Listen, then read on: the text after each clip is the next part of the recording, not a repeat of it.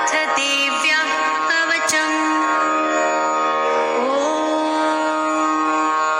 अस्य श्रीचण्डीकवचस्य ब्रह्मा ऋषिः अनुष्टुप् छन्दः चामुण्डा देवता अङ्गन्यासोक्तमातरो बीजम् दिग्बन्धदेवतास्तस्त्वं श्रीजगदम्बाप्रीत्यर्थे सप्तशतीपाठङ्गत्वेन जपे विनियोगः। ॐ नमश्चण्डिकायै। मार्कण्डेय उवाच ॐ यद्गुह्यं परमं लोके सर्वरक्षाकरं नृणाम् यन्न कस्यचिदाख्यातं तन्मे ब्रूहि पितामहः। ब्रह्मोवाच अस्ति गुह्यतमं विप्र सर्वभूतोपकारकं देव्यास्तु कवचं पुण्यं तच्छ्रुत्व महामुने। प्रथमं शैलपुत्री च द्वितीयं ब्रह्मचारिणी तृतीयं चन्द्रघण्टेति कुसुमाण्डेति चतुर्थकम् पञ्चमं स्कन्दमातेति षष्ठं कात्यायनीति च सप्तमं कालरात्रीति महागौरीति चाष्टमम् नवमं सिद्धिदात्री च नवदुर्गा प्रकृतिता। उक्तान्येतानि नामानि ब्रह्मणैव महात्मना अग्निना दह्यमानस्तु शत्रुमध्ये गतोरणे विष्मे दुर्गमे चैव भयार्ता शरणं गता न तेषां जायते किञ्चित् अशुभं रणसङ्कटे नापदं तस्य पश्यामि शोकदुःखभयं न हि यैस्तु भक्त्या स्मृता नूनं तेषां वृद्धिः प्रजायते। ये त्वां स्मरन्ति देवेशि रक्षसे तान्न संशयः। प्रेत्संस्था तु चामुण्डा वाराही महिषासना ऐन्द्रिगजसमारूढा वैष्णवी गरुडासना माहेश्वरी वृषारूढा कौमारी शिखिवाहना लक्ष्मीः पद्मासना देवी पद्महस्ता हरिप्रिया श्वेता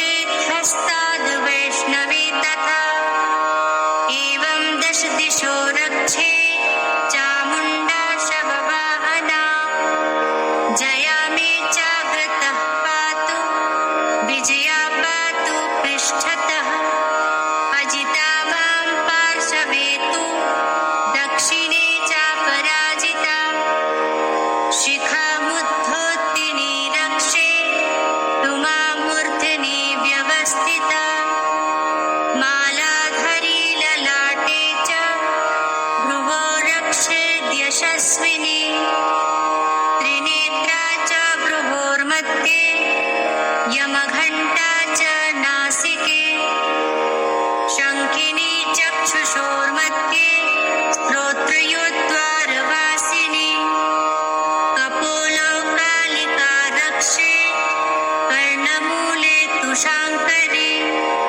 नासिकायां सुगन्धा च उत्तरोष्ठे च चर्चिका अधरे चामृतकला जिह्वायां च सरस्वती दन्तान् रक्षतु कौमारी कण्ठदेशे तु चण्डिका घण्टिकां चित्रघण्टा च महामाया च तालुके कामाक्षी चिबुकं रक्षे वाचं मे सर्वमङ्गला ग्रीवायां भद्रकाली च पृष्ठवंशे धनुर्धरी नीलग्रीवा बहिः कण्ठे नलिकां नलकूबरी स्कन्धयोः खड्गनी रक्षे बाहु मे वज्रधारिणी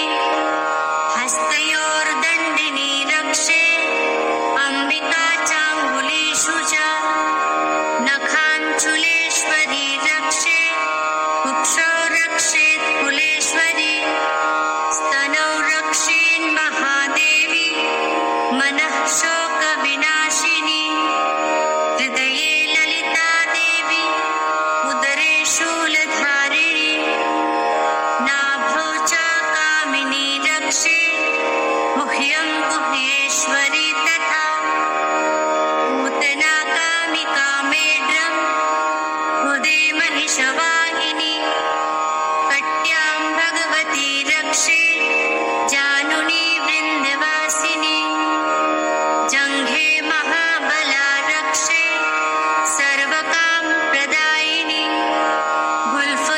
गुल्फयोर्नारसिंही च पादपृष्ठे तु तैजसी पादाङ्गुलीषु श्री रक्षेत्पादाधत्सलवासिनी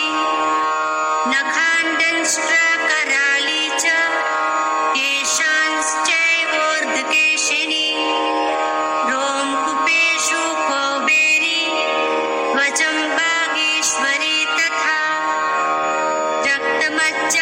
रक्तमज्जावसामांसान् अस्थिमेधांसि पार्वती अन्त्राणि कालरात्रिश्च पित्तं च मुकुटेश्वरी पद्मावती पद्मकोशे कफे चूडामणिस्तथा ज्वालामुखी नखज्वालां भेद्या सर्वसन्धिषु शुक्रं ब्रह्माणि मे रक्षेच्छायां छत्रेश्वरी तथा अहङ्कारं मनोबुद्धिं रक्षेन्मे धर्मधारिणी प्राणापानौ तथा व्यान मुदानं च समानकम् वज्रहस्ता च मे रक्षे प्राणं कल्याणशोभना रसे रूपे च गन्धे च शब्दे स्पर्शे च योगिनी सत्त्वं रजस्तमश्चैव रक्षेन्नारायणी सदा आयुरक्षतु वाराहि धर्मं रक्षतु वैष्णवी यशः कीर्तिं च लक्ष्मीं च धनं विद्यां च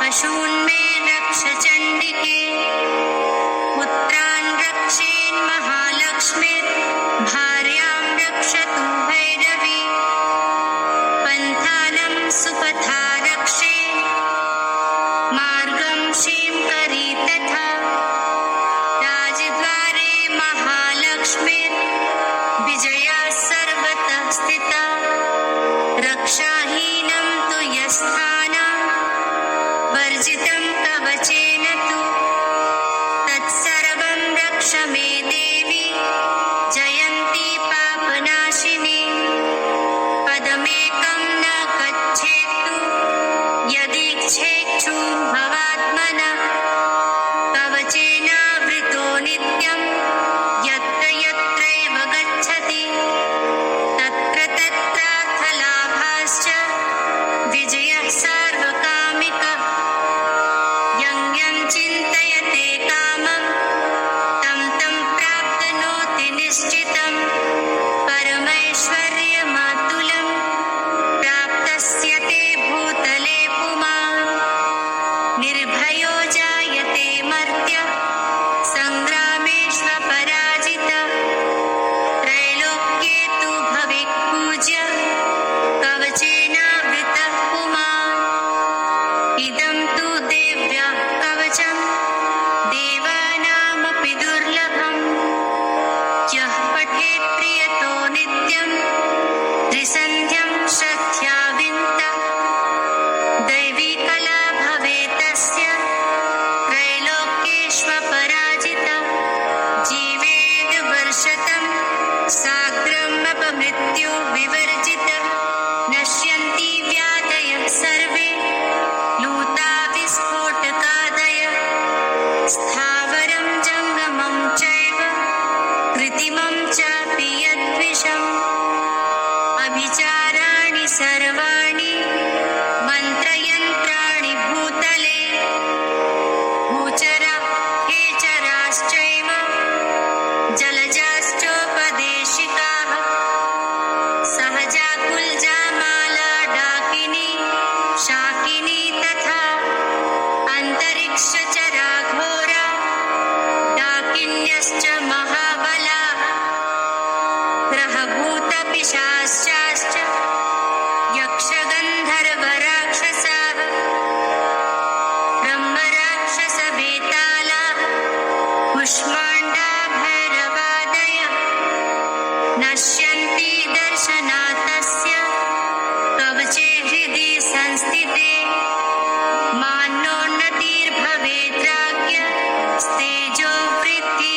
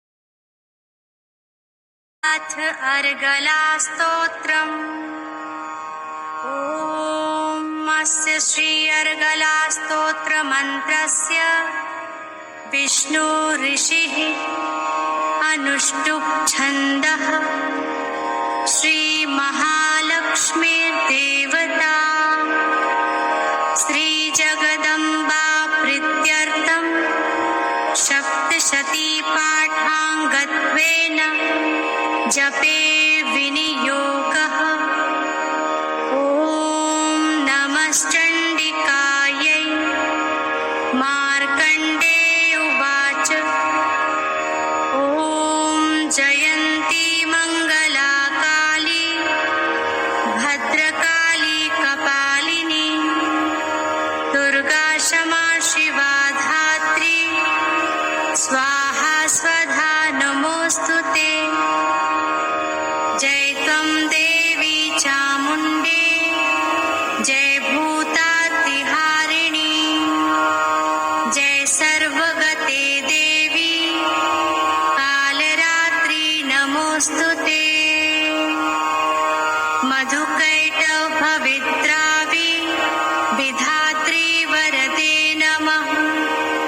रूपं देहि जयं देहि यशो देहि द्विषो जहि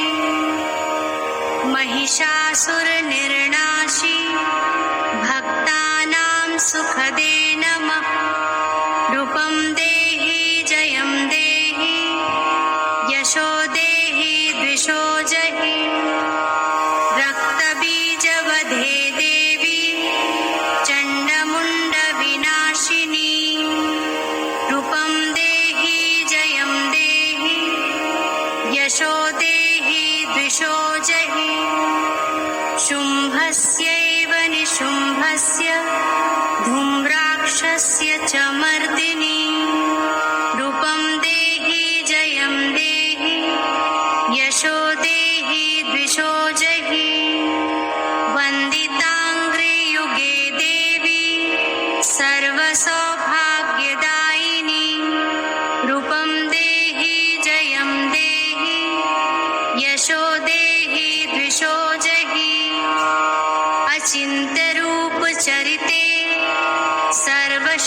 सर्वशत्रुविनाशिनी रूपं देहि जयं देहि यशो देहि द्विषो जहि न तेभ्यः सर्वदा भक्त्या चण्डिके दुरितापहे रूपं देहि जयं देहि यशो देहि द्विषो जहि स्तुवद्भ्यो भक्तिपूर्वं त्वां चण्डिके व्याधिनाशिनी रूपं देहि जयं देहि यशो देहि द्विषो जहि चण्डिके सततं ये त्वां चर्त्यन्ति भक्तितः रूपं देहि जयं देहि यशो देहि द्विषो जहि देहि सौभाग्यमारोग्यं देहि मे परमं सुखं रूपं देहि जयं देहि यशो देहि द्विषो जहि विदेहि द्विषतां नाशं विदेहि बलमुच्चकै रूपं देहि जयं देहि यशो देहि द्विषो जहि विदेहि देवि कल्याणं विदेहि परमां श्रियं रूपं देहि जयं देहि यशो देहि द्विषो जहि सुरासुरशिरोरत्न निकृष्टचर्णयम्बिके रूपं देहि जयं देहि यशो देहि द्विषो जहि विद्यावन्तं यशस्वन्तं लक्ष्मीवन्तं जनं कुरु रूपं देहि जयं देहि यशो देहि द्विषो जहि प्रचण्डदैत्यदर्पघ्ने चण्डिके प्रणताय मे रूपं देहि जयं देहि यशो देहि द्विषो जहि चतुर्भुजे चतुर्वक्त्र संस्तुते परमेश्वरी रूपं देहि जयं देहि यशो देहि द्विषो जहि कृष्णेन संस्तुते देवी शश्वद्भक्त्या सदाम्बिके रूपं देहि जयं देहि यशो देहि द्विषो जहि हिमाचलसुतानाथ संस्तुते परमेश्वरी रूपं देहि जयं देहि यशो देहि द्विषो जहि इन्द्राणीपति सद्भाव पूजिते परमेश्वरी रूपं देहि जयं देहि यशो देहि द्विषो जहि देवी प्रचण्ड दोर्दण्ड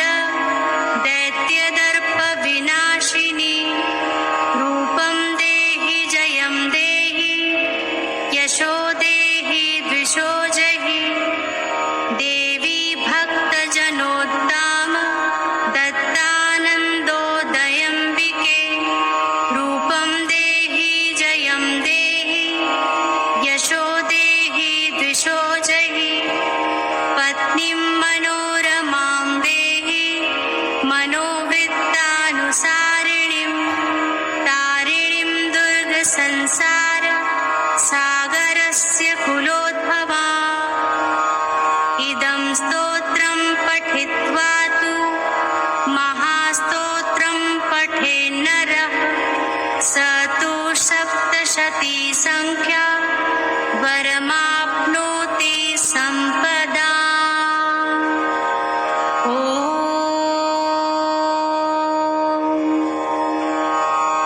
इति देव्या अर्गला स्तोत्रं सम्पूर्णम्।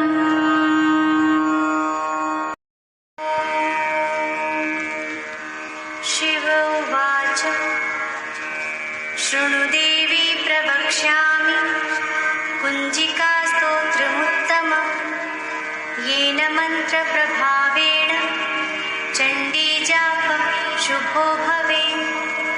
न कवचं नार्गलास्तोत्रं कीलकं न रहस्यकं न सूक्तं नापि ध्यानं च न न्यासो न च वाचनं।